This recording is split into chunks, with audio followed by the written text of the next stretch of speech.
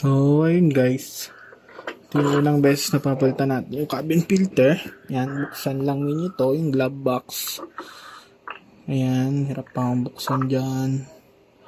May makikita kayong goma dyan. Pisilin nyo lang yung glove box pa loob. Ganyan, yan o. Lalabas na yung goma dun sa butas. Ganun din dito sa kabila. Yan. Dahan-dahan ko pa dyan kasi naglalaglagan yung mga gamit.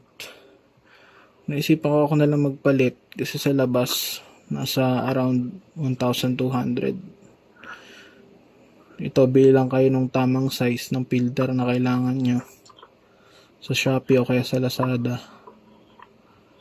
So yan, tinanggal ko na yung clip. Higitin nyo lang.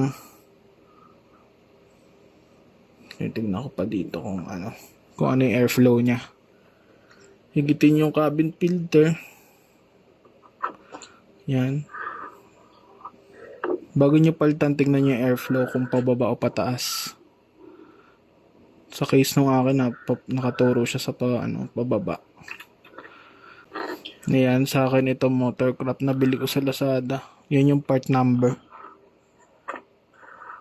Bago kayo bumili guys, alamin nyo muna yung size. Pwede nyo sukatin ng metro nyo. Kasi yung unang nabili mali. Mas malaki siya. Yan. Tinignan ko kung may arrow kung saan papunta yung airflow nya. Yan, para sure sinukat ko pa yung sa luma, yung bago.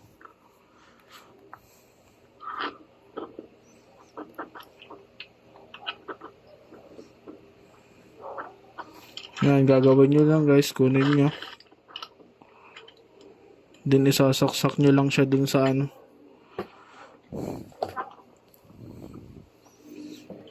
sa butas kanina. Tulak nyo lang.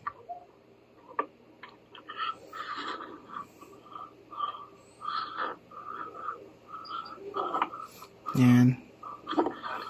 Check nyo kung sagad na kasi bawal may butas yan. Bawal may gap. Para di mapasukan ng dumi yung nyo. Para ma-filter yung hangin na pumapasok sa sasakyan nyo. Balik nyo lang yung yung takip, i-clip nyo lang.